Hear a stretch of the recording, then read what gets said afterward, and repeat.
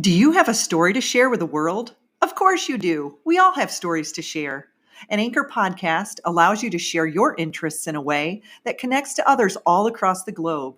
If you have been considering starting your own podcast and don't know where to begin, Anchor makes it easy to record, edit, and publish with the click of a button. You can even add music. Whether it's crime dramas, self improvement, paranormal adventures, or tips about parenting, you too can share your unique imprint on the world. Download the Anchor app or go to anchor.fm to get started today. You've got this. I believe in you. Welcome to the Existential Empath Podcast. My name is Tanya, and I am an intuitive empath. My intention is to share valuable tools and techniques that I have learned so you can tap into your own inner healer naturally and intuitively. Welcome back, everyone. I hope you are all doing awesome today or evening, wherever you may be in the world. Today, I want to talk about authentic alignment. I was just watching a show on Netflix. It's called The Push, and it was quite interesting. I don't oftentimes watch a lot of television, but one of my friends had actually brought this to my attention, and I thought, I'm going to check this out.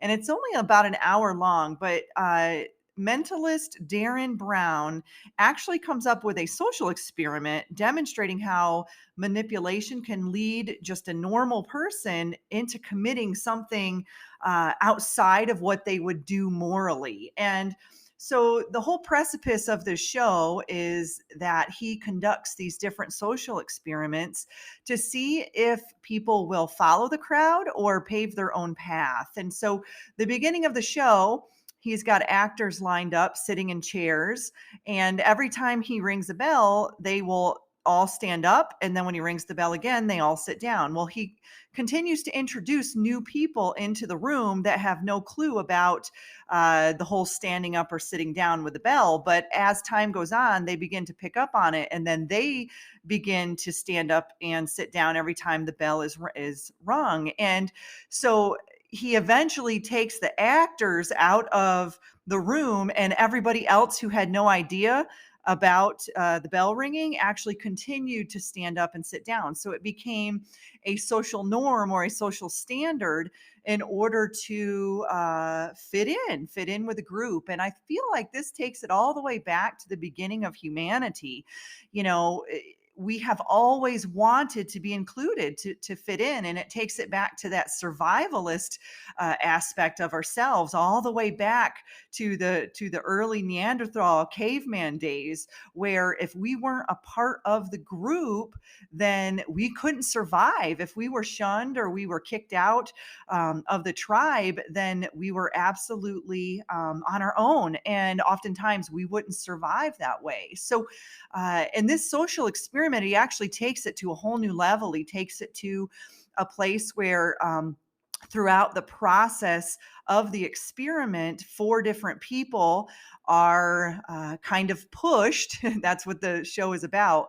Pushed in a way through peer pressure and through just self acceptance within the group to actually commit a crime at the end of the show. And so it's really interesting to watch it because you can kind of see what others would do, but then I kind of took it a bit further to reflect on myself and ask myself, what would I do in that situation, and how far would I go to take that push? So there's a kind of a sequence of pushes throughout the show that is kind of questioning people's morality in it. And you can definitely sense in the one man that they start pushing little things. He does it at first, and then he gets okay with it, and then he does the next thing, and then by the 4th or 5th thing that he's being pushed to do, you can obviously tell he's physically and emotionally, mentally uncomfortable with it, but yet he continues to move forward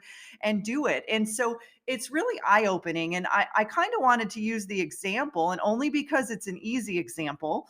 I'm not doing it to fire anybody up, but the recent, pandemic that we've been going through, were there times when you felt as if you were pushed by your coworkers, by your family members, by those closest to you to do something that you didn't want to do. Maybe you were being pushed to wear a mask. Maybe you were being pushed to not wear a mask. Maybe you were being pushed to get a vaccine. Maybe you were being pushed not to get a vaccine, and then it takes it on to the next vaccine, and then to the booster, and then were you pushing back? Were you in a situation where you felt uncomfortable, whether you made that decision or not to mask up or to not, or to get vaccinated or not? Either way, were you following your gut instinct? Were you actually standing up for your own true values and beliefs? Or were you just feeling like, oh, I'm going to go do this just because everyone else is, or I'm going to not do this because everyone else is, or whatever your situation, may be? Were you actually making a decision based off of your own gut instinct and how you truly felt inside? And so when we tap into our authentic self, it's who we really are deep down inside. And, social conditioning will have us follow others because we want to feel accepted and we want to feel loved. And that could pull us back to some early childhood abandonment issues or rejection, where maybe we didn't feel accepted or a part of the group or a part of the team. And, as we go through our childhood years and we're in the education system, and, that's when we're kind of learning how to fit into our little groups, and, and where we stand out the most. And I think that's where many of us, oftentimes may have followed the crowd. I know I've always been one to kind of buck the system and pave my own way. But with that said, I have not always done that. Specifically in my marriage, I felt like I was always being pressured to vote, one way or the other. And I wasn't always feeling settled with it. I was being pressured to be a part of this social group or a part of this religious activity or a part of whatever it may be. And I never really felt deep down in my gut that it was for me. I didn't really resonate with it. However, I continued to kind of go with the flow of it because I felt as if I didn't, I would have been outcast, or I would have been ridiculed or bullied, or felt as less than those in my peer group, or even within the family dynamic at that time. So ask yourself, have you gone through these things in your life? And are you actually standing in your truth in these certain situations? Or do you just feel like you're kind of backing down or giving in? Because this is really where the people pleasing aspect comes into play, specifically with empaths. We're really, really good people pleasers, right? We want to make everyone happy. And when we don't, oftentimes we feel sad or guilty or shameful or hurt or upset. But really, if we are people pleasing, we are pulling ourselves out of our own authentic alignment, because we're oftentimes doing something for someone else or to fit in a group. And so we've got to ask ourselves, am I doing this because I want to fit in, or am I doing this because I feel that it's right for me? I feel that it's in alignment for me. And if it doesn't feel right for me, then it's not in alignment. And so, oftentimes we'll get pressured to do things. And I think that this pandemic has brought up a lot of this energy, right? For us to really learn how to stand in our own authenticity and our own truth.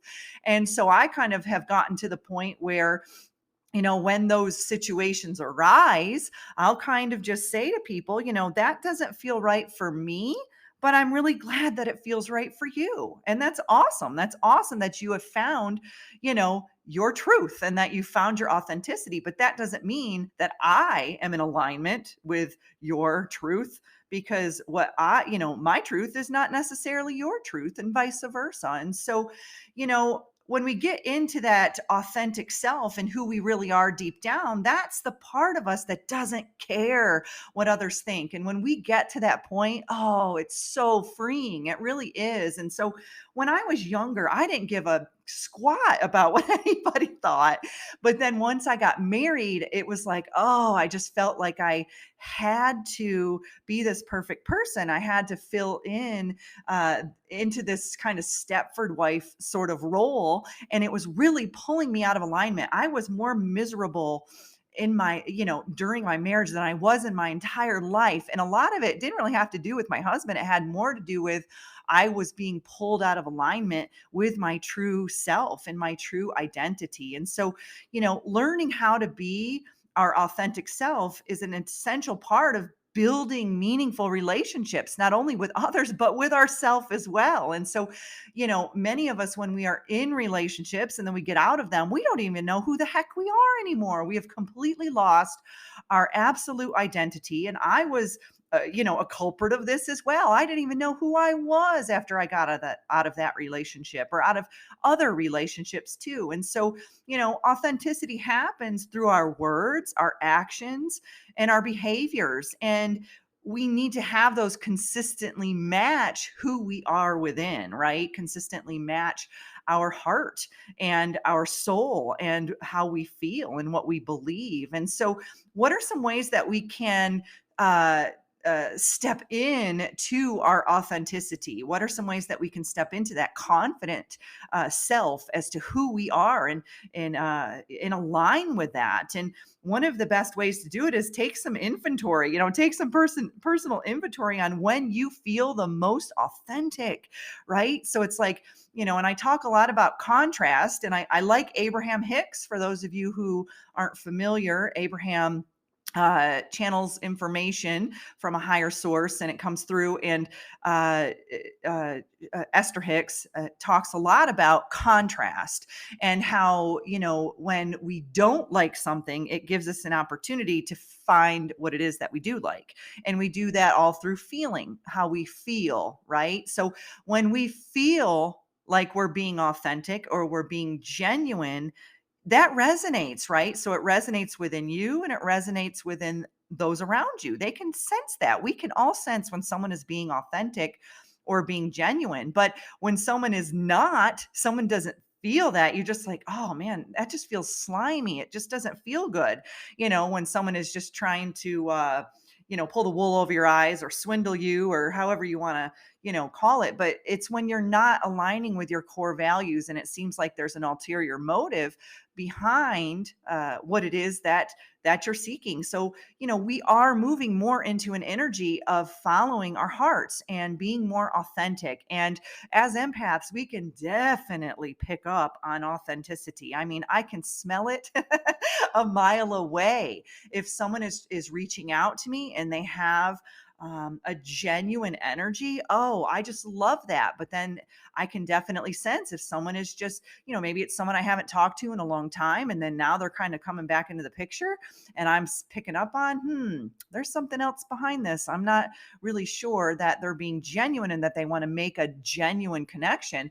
I can sense that really easily. And I'm sure that many of you listeners can as well. And so another way that we can step into our authenticity is by being in the now moment, being present. And, our ability to be present with ourselves, no matter what distractions or whatever else is going on around us, is essential to our own authenticity. And I think, that's where this pandemic came into play because there was so much distraction and so much kind of both sides of the coin going on. No one could really tell what was true and what wasn't. And so many of us had to go within, right? Many of us did that. We were like, all right, I've got to just cut off all of the BS, all of the belief systems that are going on out there. And I need to go within and I need to figure out and sort through what it is that I feel is my authentic truth. And so when we can kind of shut down that mental chatter and stop reacting to all of those external situations or influences going on, that's when we can actually tap in to that intuition and into our own inner voice. And oftentimes it can be really quiet, in there, especially if the distractions have been really loud and we've been so accustomed to listening to all of those distractions, our whole life, then it can be kind of hard to sit there and listen to this little soft, subtle voice that is telling us, hey, this is what we should be doing, you know? And so then we start to question it. Another way that we can tap into our authenticity is to speak our truth and to do it assertively, not aggressively, but assertively. There is a difference between that. And, learning how to improve our communication can have a huge impact on living in alignment with our own authentic truth. And so, what we often want to say is, or often don't want to say is, things that will upset people, especially if we're in the people pleaser, energy. We might tend to be a little bit more passive in the way that we communicate, or a little bit more aggressive and domineering in the way that we communicate. It's one way or the other, and oftentimes we have to kind of figure out that perfect balance or that perfect harmony, to, okay, I've got to, punch the gas here, and then I've got to kind of slowly put on the brakes here and just kind of learn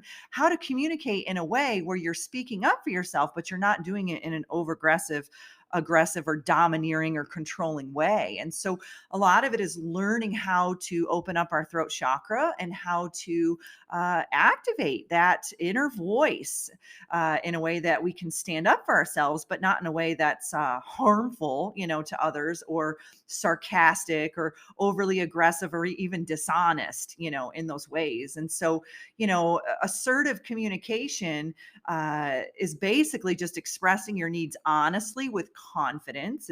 It's keeping eye contact during the conversation, showing that you are in the present moment and in the now. It's being able to say no to things that you don't feel are in alignment with your authenticity. And it's really just listening to other people when they speak. So when we're talking about assertive communication, it's not just talking, it's actually listening as well. It's this beautiful kind of dance or beautiful harmony between speaking and listening. And so when we start to learn how to practice our own, authentic style of communication, then we can express ourselves in ways that maybe we haven't been able to do before. And so it's really important for us to take daily action towards our authenticity, because it can feel really big and, like this huge kind of thing. It's like, oh, I've got to speak up for myself. This is giving me anxiety. And I don't know if I can do this. How is the other person going to respond? And, what are people going to think of me? And, I'm kind of more of a meek person, and I don't know if I can stand up for myself. And so it's really just learning that balance and gaining that confidence and courage. But it could take little baby steps at first to start doing that. It's like, okay, I'm going to speak up a little bit here. I might not be ready for the big thing, but I'm going to speak up a little bit here and a little bit here. And I'm going to really start to get used to this, used to using my voice. Or if you're on the flip side, the domineering, aggressive type, you're gonna be like, all right, I'm just going to listen a little bit more. I'm going to kind of shut my mouth and, hey, this is me. This was me. It's like, oh, I got to shut my mouth a little bit. I'm such a talker, and now I need to learn to listen. So it's really just tuning in to, those subtle energies of when is it appropriate to talk and when is it appropriate to listen. And I will bet that you, as you begin to practice this, you will begin to tap into some of your psychic abilities as well. I mean, when I started to listen more, my clairaudience started to pick up because I was overcompensating with talking. And as I began to listen more, I began to hear more, and I began to hear more through subtle realms and different frequencies. And I'm like, whoa, they were there the whole time. I just was over talking them, and I wasn't allowing myself to listen. And so, another way that we can be more authentic is to kind of take a step back from what's going on to gain some perspective. So, if you feel like you're being distracted by a whole lot of external influences, take a step back and kind of gather yourself. Go within a little bit, maybe do some journaling, do some walking meditations in nature, sit with yourself in peace and quiet, alone, see what thoughts are coming up. Ask yourself, ask your internal guidance system, what is it that I even believe? What is it? Where am I right now? There's all these things going on, or outside of me, but how do I actually feel inside? What is it that I believe, and where is my authenticity? And so, when you are constantly focused on a problem, you can lose sight of who you are. And so, oftentimes, when we can take a step back, take a breather, and look at it from a more observatory standpoint than a participating standpoint, we can see the bigger picture and we can remove ourselves from the situation altogether. And so that's really recognizing our internal truth versus our external influences. And that's a huge aspect here when it comes to tapping into our own authenticity, right? So when you want to know, who your authentic self is, it helps to be able to kind of separate, decouple, or differentiate your internal voice with your external voices of all that's going on around you. So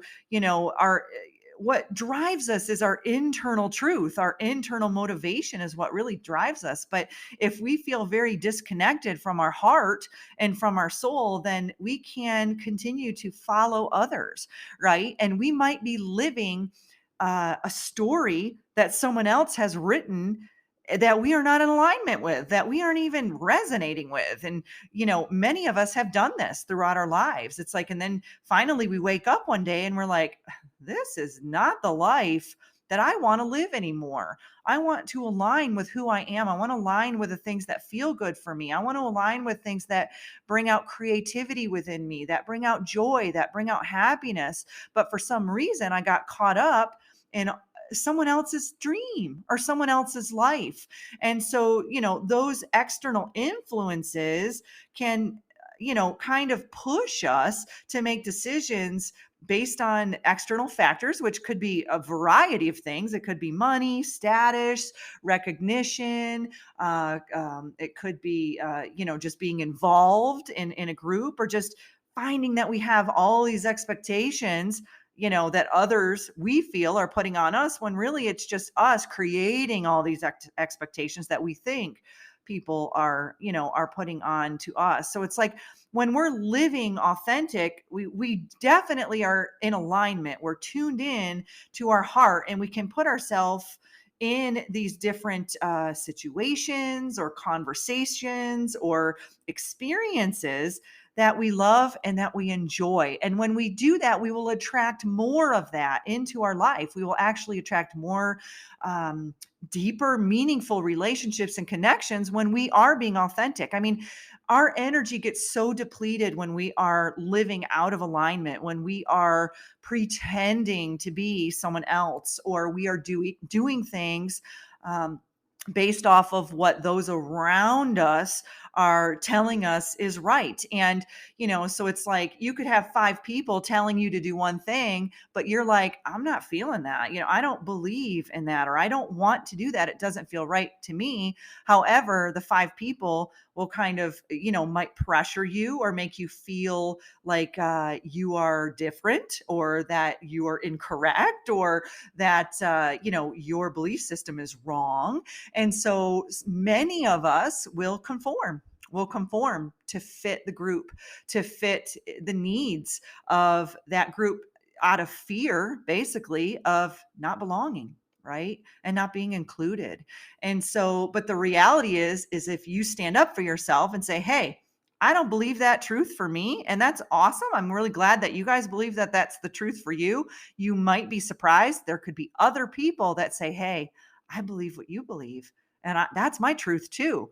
Hey, this is awesome. So then you find your tribe, right? And you don't feel so out of alignment or so disconnected because you were trying to fit in to something that was not in alignment with who you are and who you are meant to be. And so, it's really just understanding that when we live our authentic life, we are so much more happy, we are joyful, we are more relaxed, we feel more peaceful, and we're just have higher self-esteem, right? We just feel more confident in who we are, and it just brings more satisfaction, into our life. And so it's really important that when we can get to the point of discovering uh who our authentic self is, what our authentic truth is, we have an easier time of living in the flow as well. Because, creativity, prosperity, abundance, all of those things will come effortlessly when we are living from the heart, when we are living from our soul. And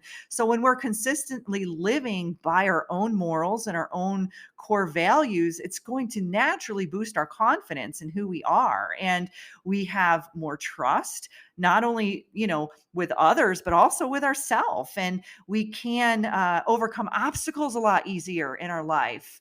And, just things will just come more naturally to us. And so it's really just learning how to be real and how to create genuine relationships externally and internally with our higher self, with our own internal guidance systems. So, uh, you know, this was just kind of on my mind today. I wanted to share this information. This is an area that I know that I have um, really been working on. There's been times, like I said, where I have struggled with this myself, but I have also been one who leads the pack. Oftentimes I've been one to kind of pave my own path. And there's been times when it's been easier and times when it hasn't been as easy. And so there's times when I've led and times when I've followed. And oftentimes it's really just getting to a point of, who gives a crap what others think, really?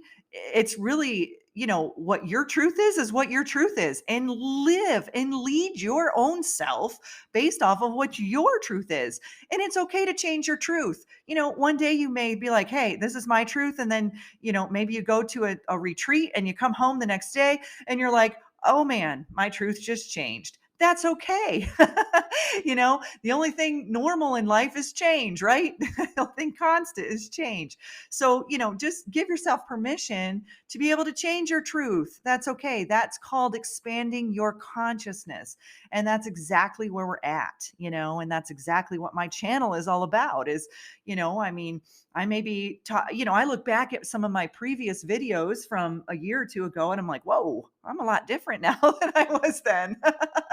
And that's okay because I have, really started to grow and expand and, just really find my own authenticity, my own genuine path.